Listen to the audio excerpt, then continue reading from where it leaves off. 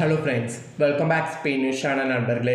இன்றைக்கி இந்த வீடியோவில் மிக அதிரடியான ஒரு ஜோதிட தாள்களை தான் இப்போ இந்த வீடியோவில் பார்க்க போகிறோம். அப்படி என்ன அதிரடியான ஜோதிட தாள்கள் அப்படின்னு கேட்குறீங்களா? பிப்ரவரி மாதம் 24ஆம் தேதிக்கு பிறகு பெரிய சம்பவங்கள் ஒவ்வொருவருடைய வாழ்க்கையிலையும் நடக்க போகுது. அதாவது ஒவ்வொரு ராசிக்காரங்களுடைய வாழ்க்கையிலையும் நடக்க போகுது.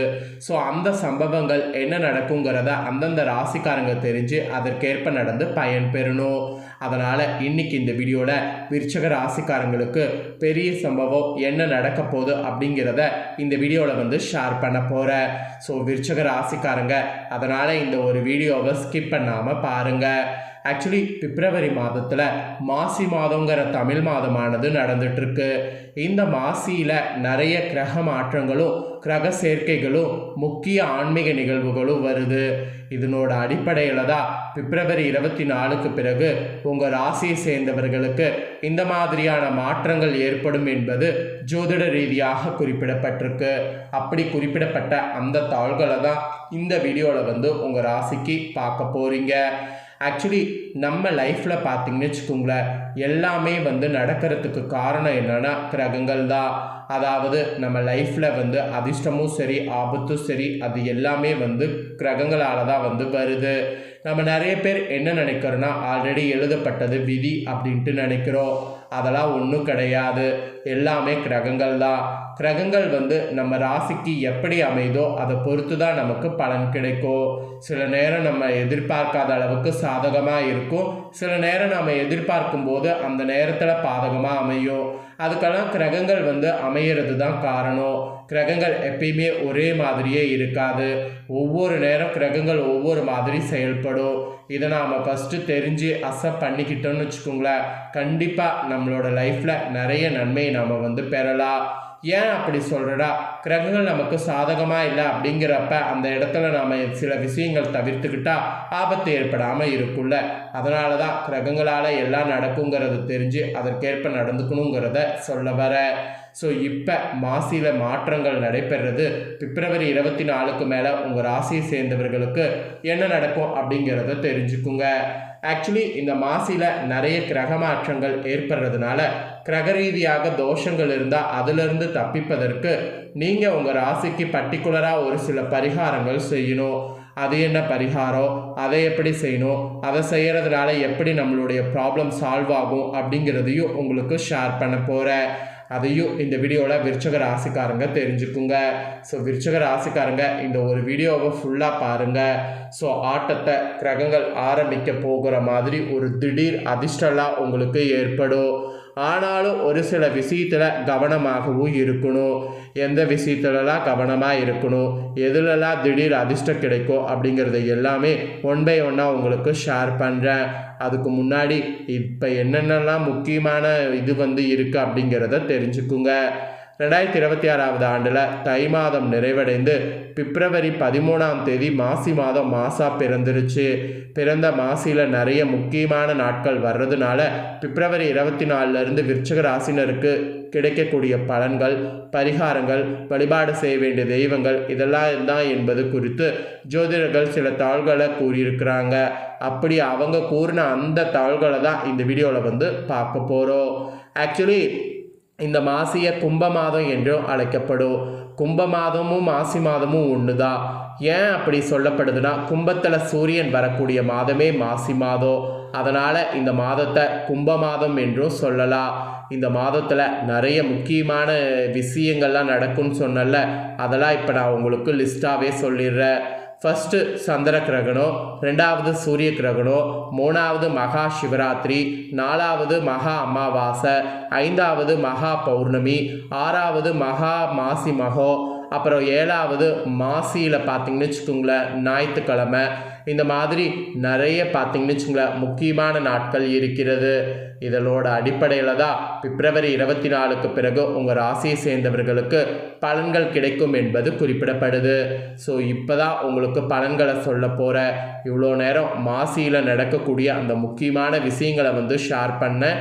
இப்போ உங்களுக்கான பலனை ஷேர் பண்ண போகிறேன். ஸோ உங்களுக்கான பலனை தெளிவாக இந்த வீடியோவில் தெரிஞ்சுக்குங்க.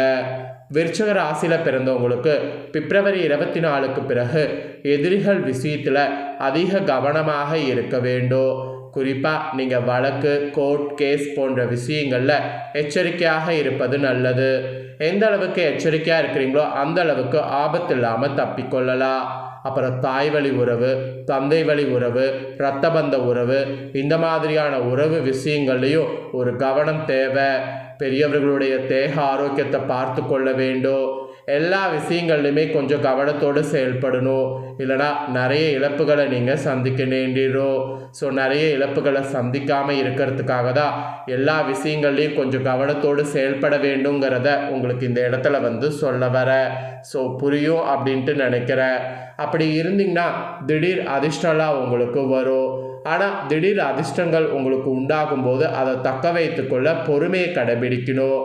நிலம் வாங்குவது, வீடு வாங்குவது, மண் வாங்குவது, விவசாயம் செய்வது, கால்நடை வாங்குவது, பசுமாடுகள் வாங்குவது, இந்த மாதிரி அபரிவிதமான நன்மைகள் உங்களுக்கு உண்டாகும். மகாலட்சுமியின் அனுக்கிரகமும் உங்களுக்கு உண்டாகும். இதயத்தில் பாதிப்பு இருப்பவர்கள் கவனத்தோடு இருப்பது நல்லது. ஏன்னா இப்போ கொஞ்சம் அதிகமாக வாய்ப்பு இருக்குது. அதனால் கவனத்தோடு இருங்க. பிப்ரவரி 24லேருந்து ஒரு செக் பண்ணிக்கிறது நல்லது. மற்றபடி பணவரவு, தொழில் வரவு அற்புதமாக இருக்கும். சூரியன் தன்னுடைய இடத்தை பார்ப்பதால் தொழில், உத்தியோகம், வியாபாரம், படிப்பு என எல்லாமே நன்றாக இருக்கும். புதிய பொறுப்புகள், அதுக்கப்புறம் உங்களுக்கு நிறைய நல்லது வந்து சேரும். அதை நீங்கள் நல்லா இது பண்ணிங்கன்னா செல்வாக்கு கூடும்.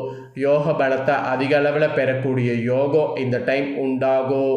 உத்தியோக மேலாண்மையில் உங்களுக்கு நல்ல புகழ் ஏற்படும். அந்த நல்ல புகழ் ஏற்படும் போது அதை எப்படி தக்க வைத்து கொள்ளணுமோ அந்த மாதிரி தக்க வைத்து கொள்ள பாருங்கள். இது பிப்ரவரி 24க்கு பிறகு நீங்கள் மெயினாக பார்க்க வேண்டிய விஷயம் என்பது சொல்லப்படுது.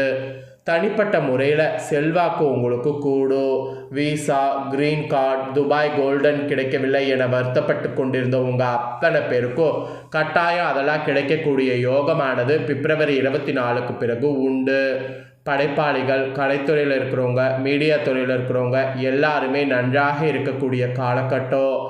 ஆரோக்கியம், எதிரிகள் விஷயத்தில் மட்டும் கவனம் தேவை. இல்லைனா அதில் தான் உங்களுக்கு கஷ்டம் வரும். மற்றபடி உங்களுக்கு கஷ்டங்கிறது பெருசாக இருக்காது.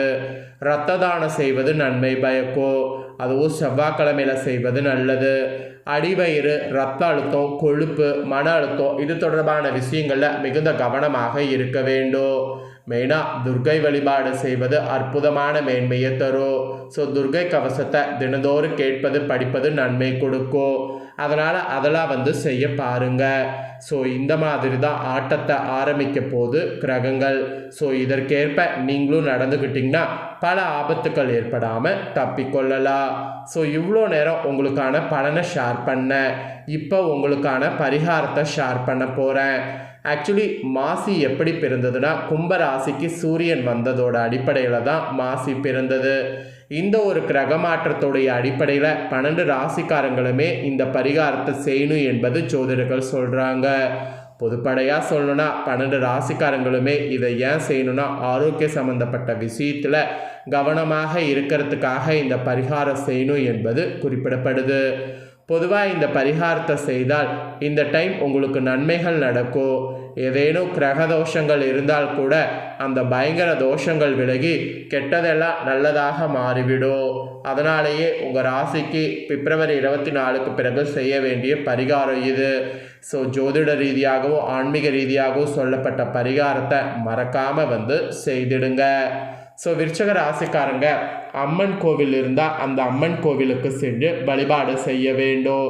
உங்கள் வீட்டுக்கு பக்கத்தில் அங்காள பரமேஸ்வரி, பராசக்தி, பத்திரகாளி, வராகி இப்படி ஏதாவது உக்ர அம்மன் கோவில் இருந்தால் அந்த கோவிலுக்கு பர்டிகுலராக சென்று 2 நெய் தீபங்கள் ஏற்றி அந்த அம்மனை பர்டிகுலராக கோவிலில் வழிபாடு செய்யணும். அப்புறம் அந்த அம்மன் கோவிலிருந்து கொஞ்சம் குங்குமத்தை வாங்கி நெற்றியில் இட்டுக்கொள்ளுங்க. இந்த குங்குமத்தை எடுத்து தினமும் இனி வரக்கூடிய நாட்கள் உங்களுடைய நெற்றியில் இட்டுக்கொள்ளுங்க. அதனாலேயே உங்களுடைய கஷ்டங்கள் எல்லாமே வந்து தீரும். ஸோ இதுதான் உங்களுக்கான பரிகாரம். இந்த பரிகாரத்தை நம்பிக்கையோடு பார்த்தீங்கன்னு வச்சுக்கோங்களேன், செய்திடுங்க.